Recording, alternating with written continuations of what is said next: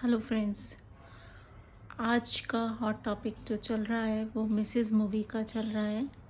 तो उसी बारे में मैं अपने कुछ व्यूज़ देना चाहती हूँ कि मैंने ये मूवी देखी। काफ़ी लोगों ने कहा ये बहुत ही अच्छी मूवी है, तो मुझे लगा कि मुझे भी देखना चाहिए, क्योंकि ये एक वुमेन ओरिएंटेड मूवी बनाई है जिसमें वुमेन की जो प्रॉब्लम्स हैं आफ्टर मैरिज या उसकी जो लाइफ है इंडिया में, उसको रिफ़्लेक्ट किया है।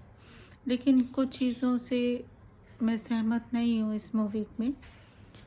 सहमत इन द सेंस कि जिस तरह से हमारी सोसाइटी में सारी जो चीज़ें हैं वो एक विमेन पे लाद दी जाती हैं कि शादी के बाद उसे ही सारे एडजस्टमेंट करने चाहिए।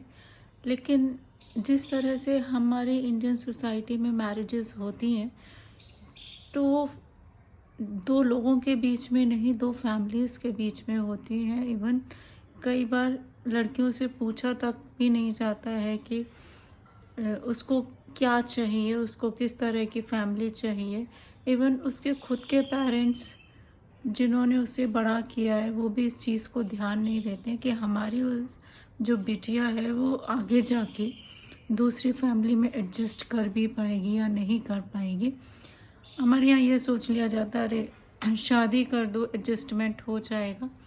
बट कई बार ये सब चीज़ें पॉसिबल नहीं होती। मेरे को लगता है कि इसमें जो सबसे बड़ा हाथ है शादी अपने बच्चे की कहाँ करें, वो तो लड़की के पेरेंट्स के ऊपर डिपेंड करता है, क्योंकि जो अपने बच्चे को बड़ा करता है उसे पता होता है कि बच्चे का नेचर क्या है, वो क्या करना चाहता है, क्या उसके एम्बिशन है, किस तरह की फैमिली में वो एडजस्ट कर पाएगा। लेकिन हमारे यहाँ जो शादियाँ होती हैं वो सोशल स्टेटस देखते हुए होती हैं कि दूसरी फैमिली का स्टेटस क्या है, हमारा क्या है, या हम बच्चे की शादी करेंगे तो लोग क्या कहेंगे। और वही जब शादी हो जाती है तो उसका जो माँ बाप का घर है वही इतना पराया हो जाता है कि वो अपने खुद की प्रॉब्लम्स अपने पेरेंट्स के साथ शेयर नहीं कर पाती है। वो ये नहीं कह पाती है कि मुझे यहाँ पे ये दिक्कत है, या मैं आ जाऊँ, या मैं रह सकती हूँ। इवन अगर वो शेयर भी करना चाहती है तो उसको ये कह दिया जाता है, बेटा नहीं, अब तो वही तुम्हारा घर है, तुम्हें एडजस्टमेंट करने चाहिए। एडजस्टमेंट करने चाहिए क्योंकि नई फैमिली में जाते हो, नया एनवायरनमेंट होता है, नए लोग होते हैं। ऑब्वियसली आपको एडजस्टमेंट करने की कोशिश करनी चाहिए, लेकिन एडजस्टमेंट की एक लिमिट होती है। हर बंदे का एक टॉलरेंस लेवल होता है एडजस्टमेंट करने का। तो मेरे ख्याल से एक लिमिट के बाद एडजस्टमेंट करना मुश्किल होता है। हर किसी का थ्रेशहोल्ड अलग अलग होता है, कोई कर जाता है, कोई नहीं कर पाता है।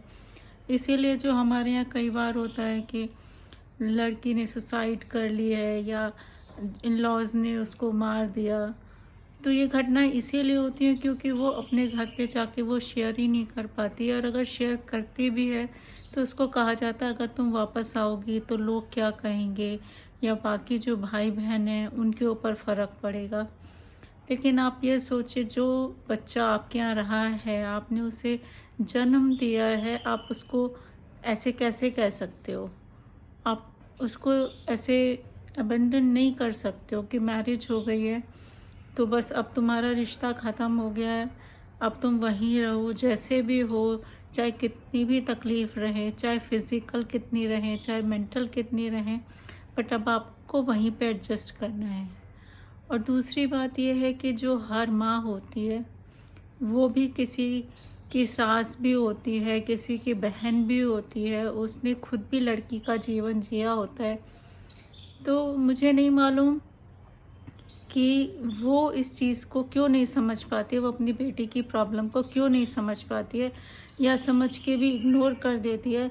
तो इससे बड़ा कोई और क्राइम नहीं हो सकता मेरे लिए। मैं तो यही सोचना चाहूँगी, यही कहना चाहूँगी कि अगर आपकी बेटी है तो उसे हर तरह से सपोर्ट करिए। सपोर्ट का मतलब ये नहीं है कि अगर वो गलत है तो भी सपोर्ट करिए, उसे समझाने की कोशिश करिए। और शादी से पहले कम से कम ये जानने की कोशिश करिए कि जहाँ वो शादी करना चाहती है या जहाँ आप उसकी शादी कर रहे हैं, वो उस माहौल में खुश रह भी पाएगी या नहीं रह पाएगी। और जो चीज़ें हैं वो आपस में क्लियरली डिस्कस होनी चाहिए कि हमारा बच्चा इस तरह का है, उसे ये फ्यूचर में करना है, या उसने ये शादी से पहले किया है, वो शादी के बाद ये करना चाहती है। तो चीज़ें शायद बहुत कुछ ऐसा होगा कि पॉसिबल हो पाएंगे, एडजस्टमेंट हो पाएंगे, क्योंकि हमारे यहाँ चीज़ें बहुत ज़्यादा छुपाई जाती हैं सोसाइटी में, कि लड़के वालों की तरफ से भी और लड़की वालों की तरफ से भी, जो कि बाद में जाके बहुत ज़्यादा प्रॉब्लम क्रिएट करती हैं। और जब प्रॉब्लम हो जाती है फिर उसको छुपाते रहते हैं। फिर हम ये नहीं कहते कि नहीं बेटा कोई बात नहीं, अगर तुम्हारा एडजस्टमेंट नहीं हो रहा है तो तुम्हें बहुत ज़्यादा सफ़र करने की ज़रूरत नहीं है, ये भी तुम्हारा घर है, तुम घर कभी भी आओ रहो, तुम अपनी प्रॉब्लम हमसे शेयर करो। इस मूवी में जो मैंने देखा, जो मुझे अनरियलिस्टिक लगा, वो ये लगा कि अगर कोई डॉक्टर है और उसकी फैमिली में खूब पैसा है, तो मेरे ख्याल से बहुत ही कम घर होंगे कि वहाँ पे हेल्प नहीं होगी। माना कि वहाँ पे ये था कि इस कास्ट का ये नहीं करना है, वो ये काम नहीं करेगी, लेकिन अगर पुराने ज़माने में भी देखा जाए तो खाना बनाने के लिए जो होते थे वो अलग लोग होते थे। ऐसा नहीं है कि आप सपोर्ट नहीं ले सकते। और अगर आप बच्चे की शादी कर रहे हैं तो आप भी देखेंगे कि कैसा घर है, या वहाँ पे लेडीज़ को कैसे रखा जाता है, या उनके यहाँ कौन काम कर रहा है, कौन नहीं काम कर रहा है, या शादी के बाद हमारी बेटी की लाइफ कैसे होगी। तो ये जो चीज़ें हैं हमारी सोसाइटी में, या कोई एक मूवी बनाई जाती है, हम उस चीज़ को अप्रिशिएट भी करते हैं, लेकिन उसको अप्रिशिएट करने के बाद हम अपनी लाइफ में कितने चेंजेस लाते हैं ये भी देखना बहुत ज़रूरी है। हम अप्रिशिएट तो करते हैं चीज़ें, हाँ हाँ ये बहुत अच्छी मूवी थी, इसमें जो दिखाया है सही दिखाया है, लेडीज़ की लाइफ ऐसे ही होती है, हमें चेंज करना चाहिए। लेकिन वो जो चेंज होगा वो कहाँ से शुरू होगा? वो आपसे शुरू होगा, वो हमसे शुरू होगा, क्योंकि जो फैमिली है, जो फैमिली होती है वो सोसाइटी की सबसे छोटी यूनिट होती है। और अगर आपको किसी भी सोसाइटी में चेंज लाना है तो आपको सबसे पहले अपनी फैमिली में चेंज लाना पड़ेगा।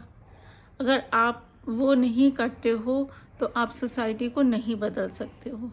सबसे पहले बीइंग मदर आपको बदलना होगा।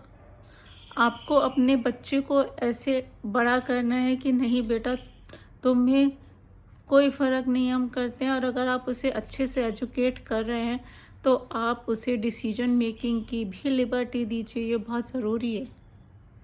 क्योंकि अगर आपने उसे एजुकेट तो कर दिया, उसका माइंड उस तरह से डेवलप हो चुका है, लेकिन आप उसका माइंड फिर उसको सप्रेस कर रहे हो क्योंकि आप उसे डिसीजन मेकिंग का फ्रीडम ही नहीं दे रहे हो।